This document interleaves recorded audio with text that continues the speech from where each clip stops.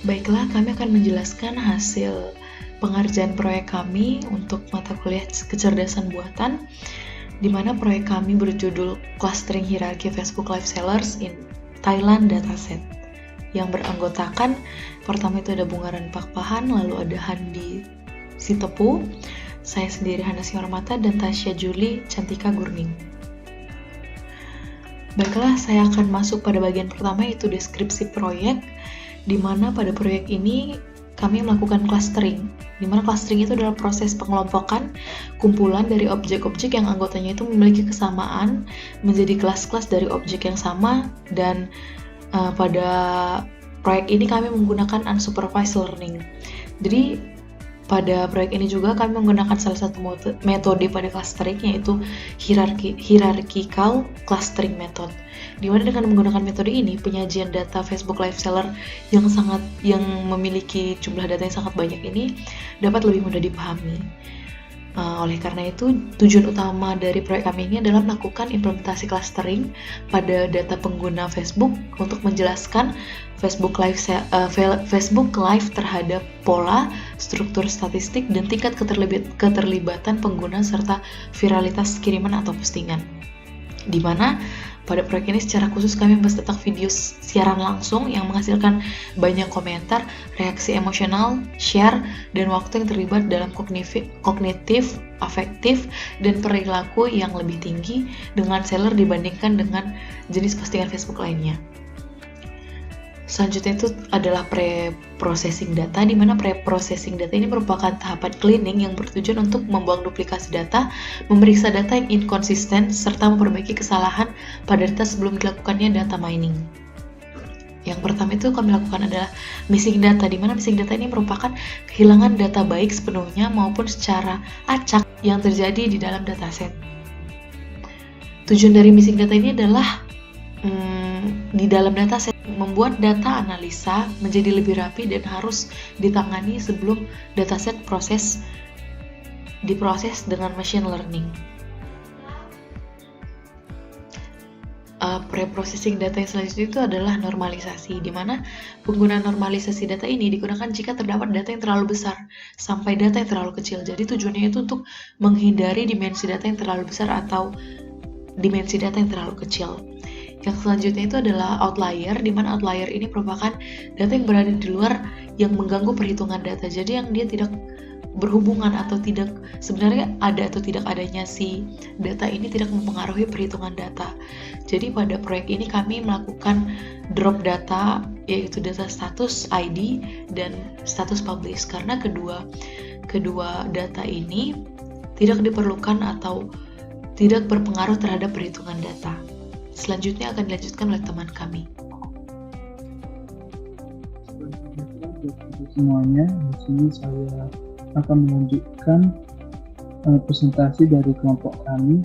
Nah, di sini saya akan menjelaskan tentang topik eksplorasi data dan desain eksperimen dengan saya sendiri dengan nomor 2 Pak Farhan dengan NIM 11S19001.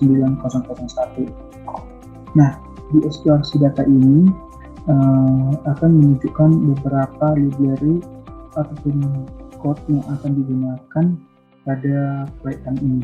Nah, eksplorasi data ini digunakan untuk menjelaskan isi dan komponen penyusunan data. Berikut eksplorasi data yang dilakukan itu secara berikut. 1. Library awal atau yang bisa digunakan untuk melakukan eksplorasi data dengan Python, yang yaitu Pandas untuk data frame, NumPy untuk array, Matplotlib untuk menciptakan visualisasi dan screen. Yang kedua itu adalah untuk membaca dan menampilkan data 5 teratas dataset seller dan data Thailand digunakan sintaks bawah ini yaitu df-read.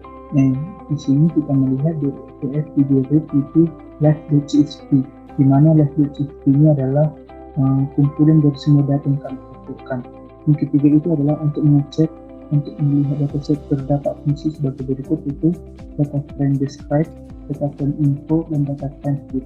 Yang keempat, perintah untuk memilih baris dan kolom, di mana pada indeks yang berisi titik 2 dapat memilih semua urutan pada indeks itu digunakan untuk fungsi log untuk memilih data berdasarkan indeks. Yang kelima itu adalah data cleaning atau isnode yang bertujuan untuk mengecek apakah ada nilai nol dengan keluaran boolean. Bisa kita lihat kodenya itu adalah df_string. Selanjutnya itu adalah visualisasi data. Nah, di visualisasi data ini dilakukan untuk melihat bentuk data dengan jelas dengan cara memvisualisasikan, dengan melihat distribusi masing-masing atribut dengan menampilkan dalam bentuk plot. Yang berikutnya itu yang terakhir yaitu datagram.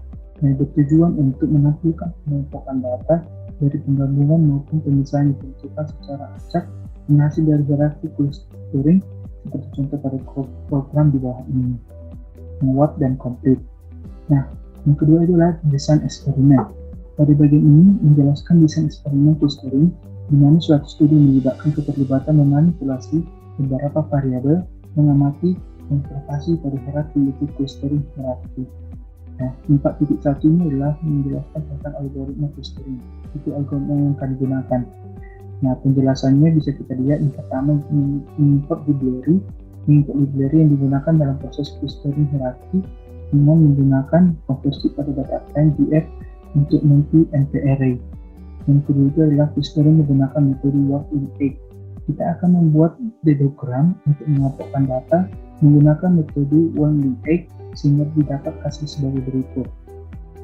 Dengan hasil skill code skor yang berbentuk dari metode ini yaitu 0,787 dan seterusnya. Yang ketiga itu adalah dengan menggunakan metode clustering menggunakan metode conflict in egg. Pada kode di bawah ini kita akan membuat datagram untuk mengelompokkan data menggunakan metode conflict in egg sehingga didapatkan hasil sebagai berikut. Nah, di sini hasilnya bisa melihat bahwa hasil dari screenshot skor yang berbentuk dari metode ini itu 0,8910 dan seterusnya. Demikian penjelasan saya tentang situasi data dan data eksperimen. Selanjutnya akan dilanjutkan oleh teman saya. Terima kasih. Di sini saya Anies Tepu dengan nilai 19.001 akan menjelaskan tentang proyek kami, di mana proyek kami ini akan menjelaskan tentang machine learning, terutama menggunakan algoritma clustering yang berada pada cabang unsupervised. Nah, di sini terdapat sintaks untuk mengupload file yang ada di file lokal dari komputer kita, di mana di sini kami telah mengupload file dengan nama live dengan format CSV. Jadi juga sebelum kita dapat menggunakan file yang membaca file yang di dalam, terutama kita harus mendekode dari file kita ini live.csv ini menggunakan decode UTF-8. Di sini DFL ini akan menjelaskan tentang kolom-kolom, nama kolom yang ada di dalam sebuah tabel kita. Disk ini akan menjelaskan tentang berapa banyak data yang ada di dalam sebuah tabel, di mana dapat kita lihat bahwa jumlah baris yang ada di dalam tabel itu sebanyak 7.050 dengan rata-rata sampai dengan max. Di DF info hampir sama dengan describe, tapi mungkin DF info ini lebih berkaitan tentang data tipe yang akan digunakan, seperti ID ini berjumlah 750 dengan data yang tidak pernah nol, berarti datanya itu tidak pernah dikosongkan, dan jenis data itu berupa objek. Objek ini bisa berupa string, di sini berupa string, berupa kata-kata, berupa tanggal. Sedangkan integer 64 ini merupakan sebuah integer biasa dimulai dari 0 sampai seterusnya. Definisi 0 ini untuk mengecek apakah setiap data di dalam tabel itu 0 dikosongkan atau tidak. Ternyata di sini 0 ini berupa sebuah boolean 0 itu merupakan tidak, yang menjelaskan tentang bahwa semua tabel ini berisi dan tidak pernah dikosongkan. Nah, dfdrop ini juga berfungsi untuk menghapus, mendrop kolom-kolom yang kita mau hapus atau baris yang ingin kita hapus. Dimana kolom yang di sini kita menghapus sebuah kolom dengan nama status ID dan status publish. Dan setelah kita menggunakan head, mana kita akan dapat melihat bahwa status ID dan status publish yang ada sebelumnya yang dapat kita lihat di sini, status ID dan status publish akan dihapus dan hanya mencari status type, non comment, non share. Kenapa kita menggunakan drop ini? Karena kita tidak perlu memerlukan dan juga data-data ini tidak akan mempengaruhi hasil dari analisis untuk pengerjaan dari clustering aglomeratif ini. Jadi untuk itu kita dapat mendrop dari kolom-kolom yang ingin tidak kita gunakan. Sekarang di sini explore data berupa barcode, di mana group by ini di mana kita menggunakan fungsi group, di mana kita menggrupkan berdasarkan dengan status type, di mana dia menggambarkan diagram dalam bentuk bar atau diagram batang, di mana kita menggrupkan dari data no reaction. Jadi seperti kita lihat ini, status type ini terdiri dari 4 jenis, di mana itu ada link, foto, status dan video. Dan data yang ingin kita digrupkan itu berada di num reaction. Di sini kita buka num reaction. Nah, begitu juga dengan DM group by, status type by, comment, share, like, love, dan lain-lain. Sekarang pada di sini unit juga berfungsi untuk melihat jenis data, banyak data yang ada di dalam suatu kolom. Nah, status type ini hanya terdiri dengan 4 jenis, di mana video, foto, link, status hampir sama sebagai primary key di dalam sebuah database. Nah, setelahnya di sini ada juga disuruh menginstal sebuah library kategori encoder, mengimport, nah seterusnya.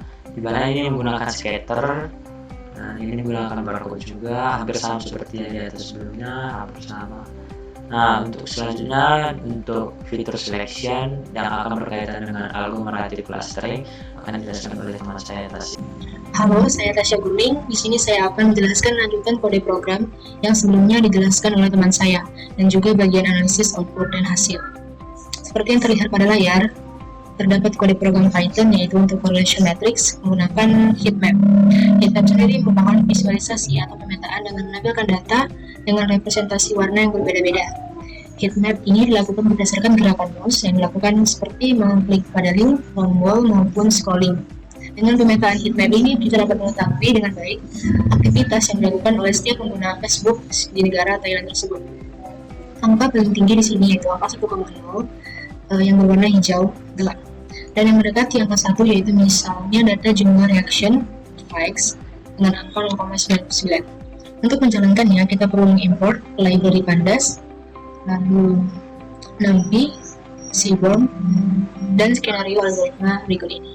Lalu selanjutnya untuk fitur selection, kita perlu untuk mengimport pandas, NumPy, sklearn, ensemble, dan matplotlib. Dideklarasikan X dan Y, lalu modelnya yaitu extra 3/view. Model X, Y lalu di print. Selanjutnya plot graph. Untuk visualisasi yang lebih baik, dideklarasikanlah field importance. Lalu yang terakhir, LT-show di sini untuk menampilkan hasil visualisasi graf tersebut. Maka akan muncul tampilan grafik data seperti berikut ini, dengan yang paling tinggi yaitu NAV English dengan angka 0,69446739.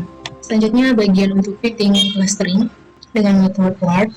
Terlebih dahulu kita perlu mengimport 5 library berikut ini, lalu dideklarasikanlah dengan array variable X, maka tampilannya adalah sebagai berikut. Untuk metode complete, di sini ada model sama dengan aglomerative clustering, lalu model fit variable X-nya, dan dengan array tampil dengan menggunakan label, semoga tampil array seperti berikut ini. Lalu tampilan gambar adalah sebagai berikut. Nah, kita sampai pada analisis output dan hasil.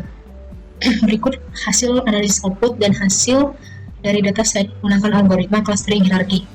Pada algoritma clustering hierarki, kelompok kami mengelompokkan data menggunakan dua metode memahami data itu, yaitu yang pertama word linkage. Di sini terdapat grafik sebagai berikut dengan skor 0,7728752135851344. Metode ini pada word linkage dilakukan dengan memperlihatkan n cluster yang mempunyai satu responden cluster, di mana setiap respon dianggap sebagai cluster. Cluster pertama dibentuk dengan memilih dua dari cluster dengan heterogen. Hasil pengelompokan data di diagram yang terbentuk pada data status berada pada jarak 0 sampai 32.000. Video berada pada rentang 0 sampai 18.000, lalu foto berada pada jarak 0,0 sampai 45.000.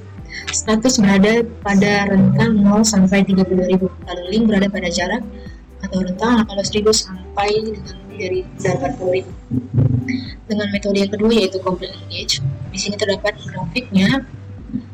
Metode complete linkage ini dilakukan dengan mencari jarak maksimum atau jarak paling terjauh antara koma, dan proses pengelompokannya sama dengan single linkage. Hasil pengelompokan data dinogram terbentuk pada tipe data video berada pada jarak 0 sampai 13.000 dan link berada pada 13.000 sampai 23.000 dengan skor 0,891002643150313. Demikianlah hasil presentasi dari proyek kedua kami ini mengenai clustering hierarchy Facebook Live Sellers in Thailand Dataset menggunakan agglomerative clustering. Lebih kurang kami mohon maaf dan terima kasih.